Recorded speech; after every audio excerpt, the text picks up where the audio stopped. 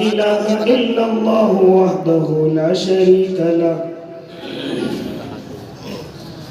ونشهد أن سيدنا وحبيبنا وشفيعنا وسندنا ومولانا محمد أرسله بالحق بشيرا ونذيرا وداعيا إلى الله بإذنه وسراجا منيرا وصلى الله تعالى على خير خلقه محمد وعلى آله وأصحابه وأزواجه وذرياته وسلم تسليما كثيرا كثيرا. أما بعد فأعوذ بالله من الشيطان الرجيم. بسم الله الرحمن الرحيم. حميم والكتاب المبين إنا أنزلناه في ليلة مباركة. وقال تعالى لقد كان لكم في رسول الله أسوة حسنة. وقال النبي صلى الله عليه وسلم إنما بعثت معلما. صدق الله العظيم وصدق رسوله النبي الكريم ونحن على ذلك من الشاهدين والشاكرين والحمد لله رب العالمين.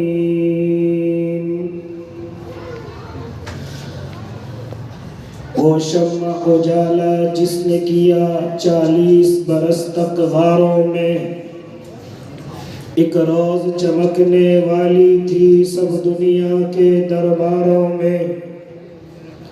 گر ارض و سما کی محفل میں لولا کلمہ کا شور نہ ہو، یہ رنگ نہ ہو گلزاروں میں، یہ روپ نہ ہو سیاروں میں. جو فلسفیوں سے حل نہ ہوا، جو نقطوروں سے کھل نہ سکا، وہ راز کملی والے نے بتلا دیا چند اشاروں میں. باوقار علماء کرام، معزز سامعین اعظام، عزیز دینی بھائیوں، بزرگوں، نوجوانوں اور معصوم بچوں، اور اگر آواز پہنچ رہی ہو تو پیاری اسلامی مائیں اور بہنوں، اس وقت میں مختصر سی گفتگو کے لیے حضرت اقدس حضرت مولانا رضوان صاحب دامت برکاتہم العالیہ نے آپ کے روبرو کیا ہے. حالانکہ اسٹیج پر بڑے بڑے علماء کرام، حضرت مولانا مفتی عبداللہ، عبیداللہ، سیف اللہ، ماشاءاللہ، یہ تمام آپ ہی کے لگتے جگر جو شہر میرٹھ میں انہوں نے اپنے علم کے ذریعے سے ڈنکا بجایا ہے، موجود ہیں.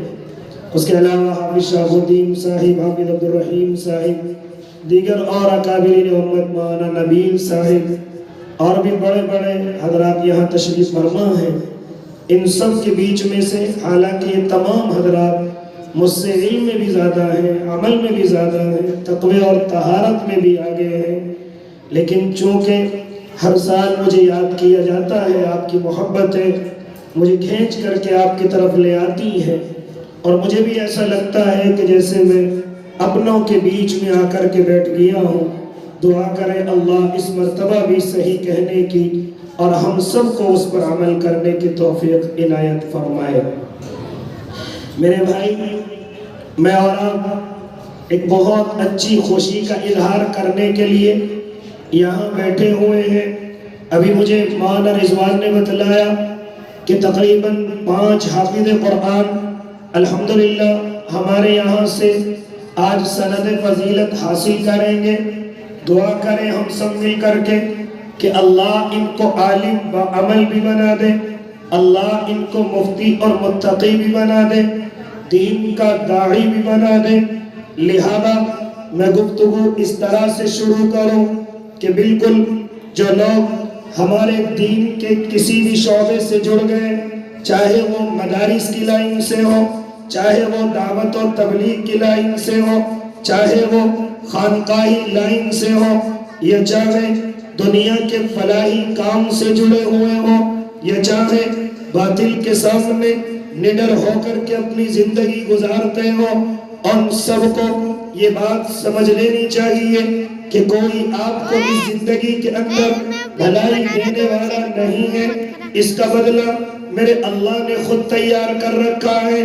اس کا بدلہ چاہے وہ مدرسے والے ہوں، دعوت والے ہوں، خانقاہ والے ہوں، اپنے ذہنوں سے یہ بات بڑی تیزی کے ساتھ نکال لیں کہ ہمیں دنیا کے لوگ انعام دیں گے، یہ دنیا کے لوگ ہمارے سامنے اپنی عزت کے بازو بچھائیں گے، یہ اپنے ذہنوں سے نکال دینا، کیونکہ اللہ نے اس کا بدلہ خود اپنے یہاں پر تیار کر رکھا ہے۔ کیا سمجھتے ہو ہم سے زیادہ قربانیاں ہمارے بڑے دے کر کے جا چکے ہیں، ہمارے بڑے علماء۔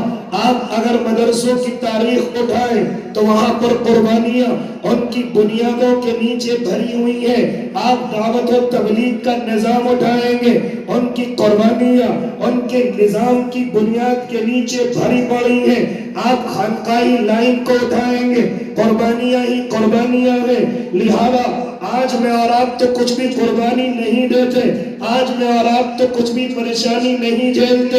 او اللہ کے نیک بندو، آؤ تمہیں بتلاتا چلو، دارالعلوم کی بنیاد رکھی گئی 1866 کے اندر۔ کوئی فضا ایسی خوشگوار نہیں تھی، بلکہ جس نے اس بنیاد کو رکھا ہے وہ انگریز کی بندوق کی نوک پر تھا۔ ہمیشہ اس کے لیے شوٹ آؤٹ کے آرڈر ہو چکے تھے کہ جہاں بھی قاسم نانوتوی نظر آ جائے شوٹ کر دیا جائے، جہاں بھی دکھائی دے پکڑ کر کے جیل کے اندر ٹھوس دیا جائے۔ ہاں یہی وہ اللہ کے نیک بندے، لیکن کبھی کبھی اپنی سادگی کی وجہ سے بچ جایا کرتے تھے، اپنے سیدھے پن کی وجہ سے بچ جایا کرتے تھے کہ جس کو پوری انگریز حکومت ڈھونڈتی پھر رہی تھی، قاسم کس بلا کا نام ہے، قاسم کون سی ہاں توپ کا نام ہے۔ لہذا ان کا پہناوا صرف ایک لونگی ہے، بدن پر ایک کرتا ہے کہ باطل اس سے تھرا رہا ہے۔ نام تو سب جانتے تھے لیکن شکل سے کوئی نہیں پہچانتا تھا۔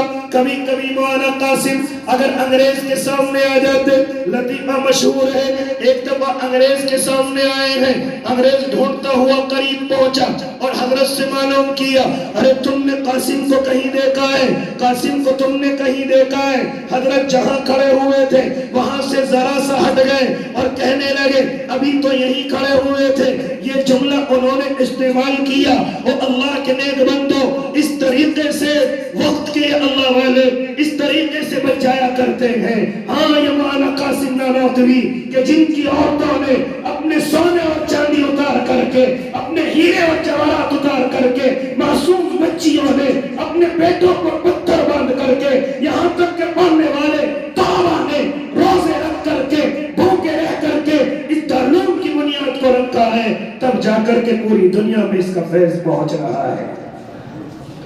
اور اللہ کے نیک بندو، یہ انہی کی قربانیوں کا نتیجہ ہے جو آج ہم کھلے میں سانس لے رہے ہیں۔ یہ انہی کی قربانیوں کا نتیجہ ہے کہ چاروں طرف علم کے چراغ روشن ہے، ورنہ کیا ہوا؟ حضرت شیخ الہند رحمت اللہ علیہ، اللہ ان کی قبر پر کروڑوں رحمت نازل کر دینا۔ ذرا معلوم کرو، مالٹا کی جیل کے اندر پہنچے تھے، ہاں وہی شیخ الہند رحمت اللہ علیہ جب آخری زمانے کے اندر جھک کر کے چلنے لگے تھے، جس طریقے سے آج آپ نے زیادہ عمر والے لوگوں کو دیکھا ہوگا کہ وہ مڑ کر کے چلنے لگتے ہیں، حضرت شیخ الہند آخری عمر میں ایسے ہی چلنے لگے تھے، لیکن جیسے ہی انگریز نظر آتا، جیسے ہی انگریز دکھائی دیتا، آپ کھڑے ہو جاتے اور سینہ تان کر کے چلنے لگتے۔ کوئی معلوم کرنے والا معلوم کرتا، حضرت شیخ الہند آپ ایسے چلتے ہیں کہ آپ مڑے رہتے ہیں، لیکن جیسے ہی انگریز تمہارے سامنے آتا ہے آپ سینہ تان کر کے چلنے لگتے ہیں۔ جانتے ہو کیا فرمایا تھا؟ او لوگو، میں انگریز کے سامنے اس لیے سینہ تان کر کے چلتا ہوں تاکہ انگریز کے دماغ میں بات بیٹھی رہے کہ مرتے دم تک شیخ الہند اس کا پیچھا چھوڑنے والا نہیں ہے۔ لہذا اللہ کے نیک بندو، ذرا دھیان سے میری بات کو سنو۔ او اللہ کے نیک بندو، وہی شیخ الہند رحمت اللہ علیہ جب مالٹا کی جیل سے نکل کر کے آتے ہیں تو کیا کہتے ہیں؟ ہماری اس امت کی بربادی کی وجہ صرف دو ہیں۔ پہلی فرمائی آپس کی نا اتفاقی، آپس کا انتشار، آپس کا اختلاف، آپس کے لڑائی جھگڑے، آپس کی نا اتفاقیاں، یہ آپس کی جو نا اتفاقیاں ہیں اس چیز نے امت کو سب سے زیادہ برباد کیا ہے، سب سے زیادہ ہلاکت کی طرف لے گئے ہیں۔ لہذا پھر فرماتے تھے دوسری وجہ یہ ہے قرآن کو ترک کر دیا ہے، قرآن کو چھوڑ دیا ہے، قرآن کو اپنے گھروں سے نکال دیا ہے، قرآن کو اپنے عمل سے نکال دیا ہے، قرآن کو اپنی زندگی سے نکال دیا ہے، قرآن کے حافظ بننے بند ہو گئے ہیں، قرآن کے حافظ زیادہ نظر نہیں آتے، قرآن پر عمل نظر نہیں آتا، قرآن کی تلاوت نظر نہیں آتی، قرآن کے سمجھنے اور سمجھانے کے حلقے نہیں لگتے، قرآن کو سمجھانے والا دور دور تک نظر نہیں آتا، قرآن کی تلاوت ہمارے گھروں سے نکل چکی ہے، ہماری مائیں بہنوں کی زبانوں سے، جو صبح کے وقت میں قرآن کی تلاوت سے پورا محلہ ایک گنگناہٹ میں مصروف رہتا تھا، وہ ختم ہو چکی ہے۔ فرمایا اس امت کی بربادی کی دوسری وجہ قرآن کو ترک کرنا ہے، قرآن کو چھوڑنا ہے۔ پھر فرمایا کہ اب میری جتنی عمر باقی رہ گئی میں جگہ جگہ جا کر کے لوگوں سے منت و سماجت کروں گا، آپس کی نا اتفاقیاں ختم کریں، یہ برادریوں کی نا اتفاقیاں، یہ فرقوں کی نا اتفاقیاں، یہ آپس کے اندر دو دو گروہوں کا ہو جانا، یہ تمام کی تمام چیزیں اس امت کو بربادی کی طرف لے کر کے جا رہی ہیں۔ اور پھر فرماتے تھے کہ میں جگہ جگہ جاؤں گا، ہر گلی ہر محلے میں قرآن کے مکتب قائم کیے جائیں گے، قرآن کے ادارے قائم کیے جائیں گے، جگہ جگہ قرآن کی تعلیم کے مکتب قائم کیے جائیں گے۔ اب میری جتنی زندگی باقی رہ گئی وہ تمام کی تمام آپس کے اتفاق پر اور قرآن کی تعلیم پر خرچ کیا جائے گا۔ لہذا پھر حضرت نے کس طریقے سے محنت فرمائی، اور لوگوں ذرا سنو اللہ کے نیک بندو، اللہ نے اس دارالعلوم کے نظام کو قائم کر کے اس کو مقبولیت عطا فرمائی۔ آج پوری دنیا کے اندر دارالعلوم کا فارغ نظر آتا ہے۔ حضرت مفتی تقی عثمانی دامت برکاتہم فرماتے ہیں کہ میں ایسی جگہ پر گیا جہاں 6 مہینے دن نکلتا ہو، جہاں 6 مہینے رات ہوتی ہو، میں ایسی جگہ پر نماز پڑھتا ہوں، بعد میں امام صاحب سے مصافحہ کرتا ہوں۔ میں نے امام صاحب سے معلوم کیا امام صاحب آپ کہاں سے ہیں؟ تو انہوں نے بتلایا کہ میں بھی دارالعلوم کا فیض یافتہ ہوں، میں نے بھی دارالعلوم سے ایک سند حاصل کی ہے، میں بھی وہاں کا فیض یافتہ ہوں۔ کہنے کا مقصد یہ کہ جب بڑوں نے قربانی دی دارالعلوم سج گیا، اور آج پوری دنیا کے اندر دارالعلوم کے فیض یافتہ ہر جگہ پر نظر آتے ہیں۔ اسی کے ساتھ ساتھ او اللہ کے نیک بندو، پھر اللہ نے دعوت و تبلیغ کے نظام کو قبول فرمایا۔ آج تو میں اور آپ خوشیوں سے ایسی مسجدوں کے اندر پہنچتے ہیں جہاں آرام کا انتظام ہے، ایسی مسجدوں میں پہنچتے ہیں جہاں کھانے پینے کے بڑے اچھے انتظامات ہیں، لہذا ایسی جگہوں پر پہنچتے ہیں جہاں پنکھے اور اے سی اور کولر بھی ہمیں مسجدوں کے اندر مل جاتے ہیں، اور اسی میں اگر ہمیں کوئی کچھ کہہ دے تو ہمارے نخرے ساتویں آسمان پر کہ ہمیں ایسے کہہ دیا آج سے ملاقات نہیں کراؤں گا، آج سے گشت میں نہیں بیٹھوں گا، آج سے مشورے کے اندر نہیں جاؤں گا، یہ ساتویں آسمان پر ہمارے نخرے ہوتے ہیں۔ آؤ میں تمہیں بتلاتا چلو کیسا خون پسینہ اس نظام کے نیچے بچھا ہوا ہے، میں پوری تفصیلی گفتگو نہیں، آؤ لے کر کے چلو۔ ان کو جاری کرنے والے حضرت اقدس حضرت مولانا الیاس رحمت اللہ علیہ، اللہ ان کی قبر پر کروڑوں رحمت نازل کر دینا۔ کون ہے مولانا الیاس رحمت اللہ علیہ؟ آج ہماری زبانوں پر رہتا ہے، آؤ تمہیں بتلاتا چلو کون ہے مولانا الیاس رحمت اللہ علیہ۔ یہ وہی ننھی سی جھاڑ جو قادری کی سرزمین پر ہے، ایک قرآن پیدا ہوئی۔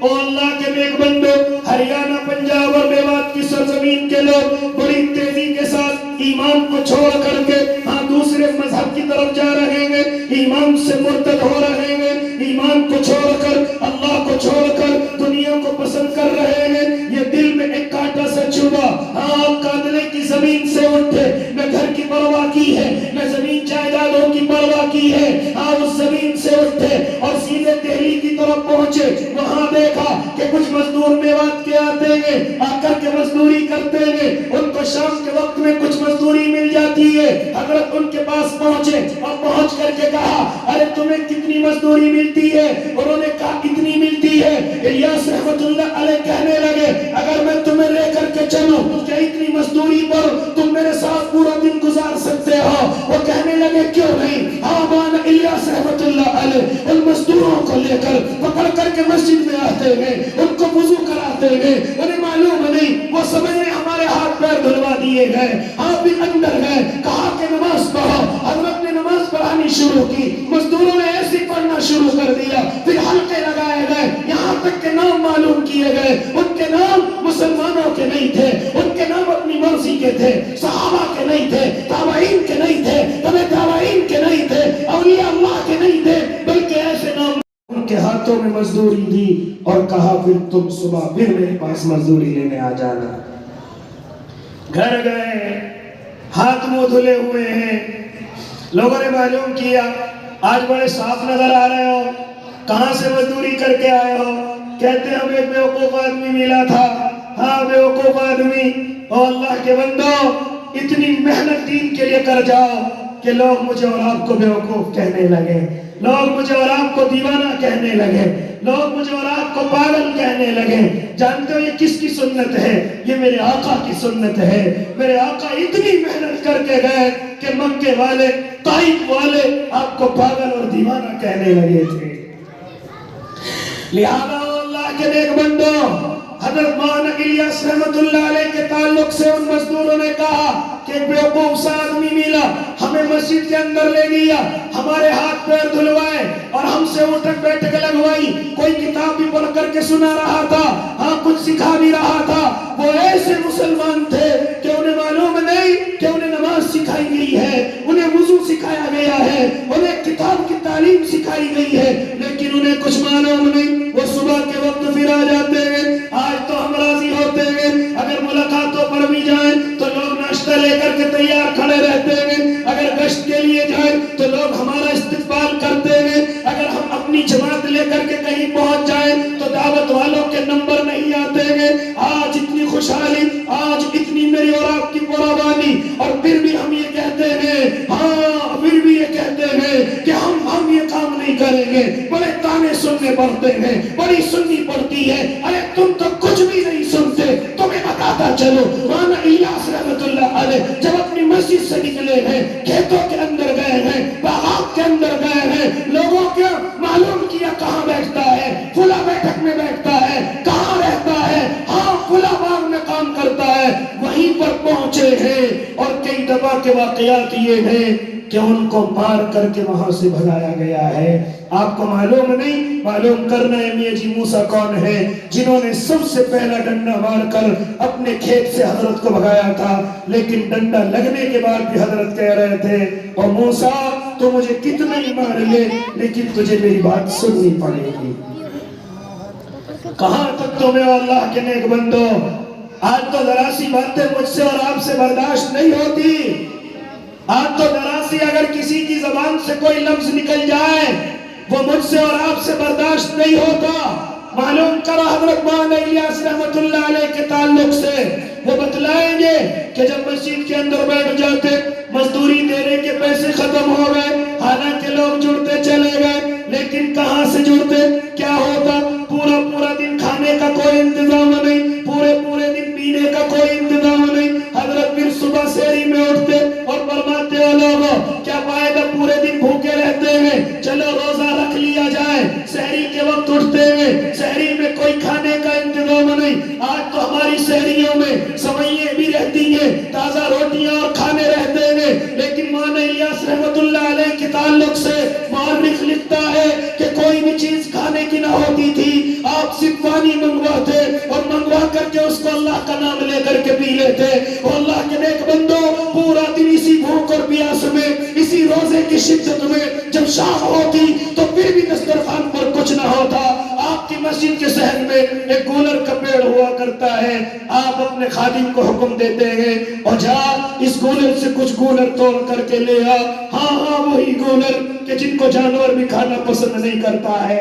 ہاں وہی گولر کہ جن کو بچے کبھی کبھی شوق سے کھاتے ہوئے نظر آتے ہیں. دسترخوان بچھا دیا گیا, وہاں پر گولر لا کر کے رکھ دیے گئے, وہاں پر ذرا سا نمک بھی چھڑک دیا گیا, اور بسم اللہ پڑھو اور اپنے اللہ کے روزے کو مکمل کرو. اس طرح سے پریشانیوں کے ساتھ یہ وقت گزرا. کسی نے کان میں آ کر کے کہا, حضرت کاندھلے کی آپ کی زمینیں جائیدادیں غیر مسلم اس پر قبضہ کر رہے, ساری زمینیں قبضے میں لے لی ہیں, فلا جاٹ نے فلا گوجر نے اس زمین کو قبضہ لیا ہے. جانتے ہو کیا فرماتے تھے؟ زمینوں کی پرواہ نہیں ہے, زمینیں تو ساری چلی جائیں مجھے کوئی پرواہ نہیں, مکان لٹ جائے کوئی پرواہ نہیں, پرواہ ہے صرف اس چیز کی کہ اللہ کا بندہ بغیر اللہ کا نام لیے اس دنیا سے جا رہا ہے. یہ کون ہے؟ جب اتنی پریشانیاں زندگی کے اندر آئی, ایک مرتبہ اپنی محترمہ کو بلایا اور بلا کر کے کہا, اور شہزادی تم تو اچھے خاصے مالدار سے گھر سے ہو, تم میرے ساتھ کیوں اپنا وقت برباد کر رہی ہو؟ لو میں تمہیں طلاق دیتا ہوں, اگر چاہو تو نکل جاؤ اور جا کر کے کسی اچھے گھرانے میں نکاح کر لو.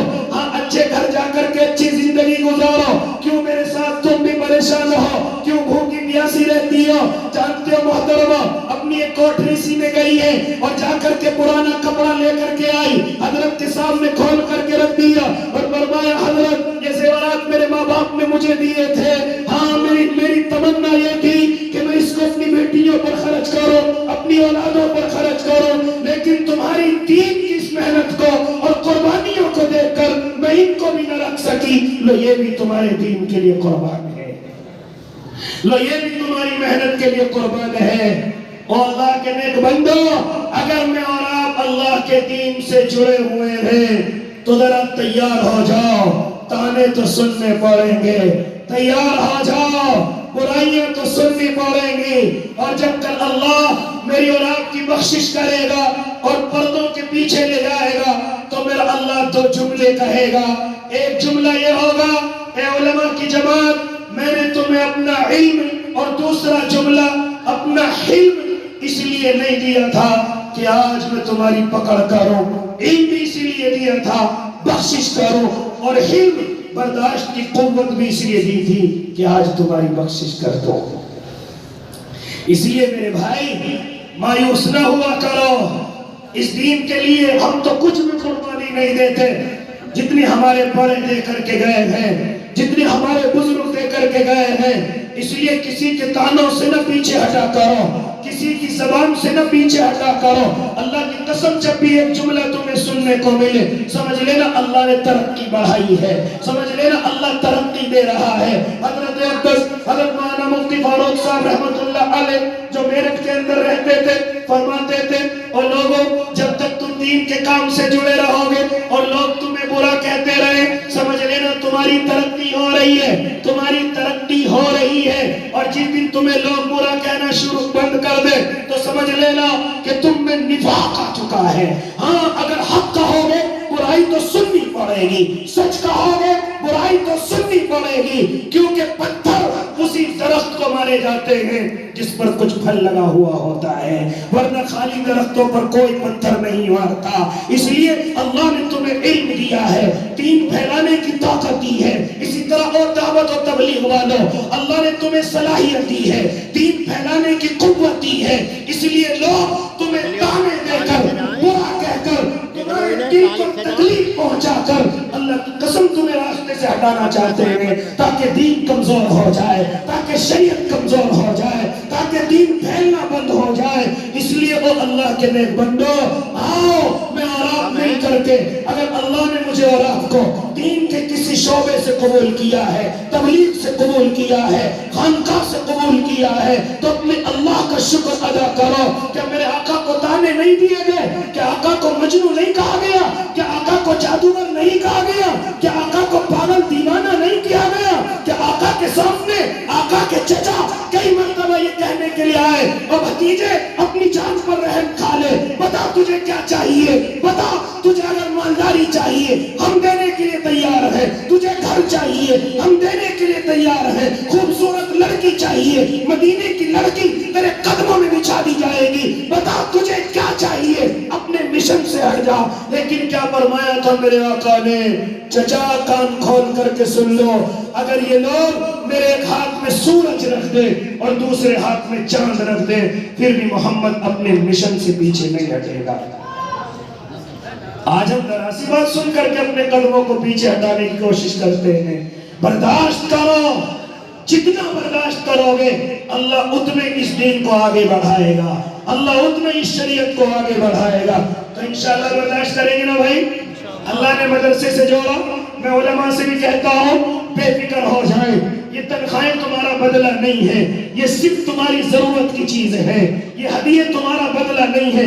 رب کعبہ کی قسم تمہارا بدلہ اللہ لے کر کے تیار کھڑا ہے. میرے اللہ کے پاس ہے تمہارا بدلہ. یہ دنیا والے مجھے اور آپ کو بدلہ نہیں دے سکتے. ہمارا بدلہ ہمارے اللہ کے پاس ہے. اس نے وعدہ کر رکھا ہے، محنت تو کرو، آؤ تمہارے قدموں میں جنت نہ بچھا دو تو کہنا، وہاں کے محل تمہارے قدموں میں نہ بچھا دو تو کہنا. یہ دنیا نہیں، ہمارا بدلہ ہمیں اللہ دینے والا ہے. اس لیے اللہ کے نیک بندو، ہم سب دعا کریں کہ اللہ اپنے دین کے کسی بھی شعبے سے، یہ تینوں شعبے سے اللہ ہمیں جوڑ دے. مدرسے سے بھی جوڑ دے، دعوت سے بھی جوڑ دے، خانقاہوں سے بھی جوڑ دے، اور اسی طریقے سے جو ہماری غریب مخلوق ہے اللہ کی، اس کو فائدہ پہنچانے کے لیے بھی اللہ ہمیں قبول کر لے. کیونکہ ایک شعبہ وہ بھی ہے جو غریبوں کو فائدہ پہنچاتے ہیں، گھر بنواتے ہیں، دوائی کے انتظام کرتے ہیں، بچیاں جوان ہو جائیں ان کے نکاحوں کے انتظام کرتے ہیں، غریب ہو یتیم ہو ان کے گھروں کا انتظام کرتے ہیں، بے قصور جیلوں میں بند ہیں ان کو نکلوا کر کے لاتے ہیں. یہ بھی ایک بڑا شعبہ ہے، یہ بھی ایک بڑی ضرورت کی چیز ہے. اللہ ہمیں اس سے بھی جوڑ دے. کریں گے نا انشاءاللہ؟ اپنے مدرسوں سے محبت کریں گے، دعوت کے ساتھیوں سے بھی محبت کریں گے، خانقاہوں میں بھی اپنا وقت لگائیں گے، اور اللہ کی غریب مخلوق کا بھی خیال کریں گے. اسی طریقے سے میرے بھائی، آپ ہر سال میرے ذریعے سے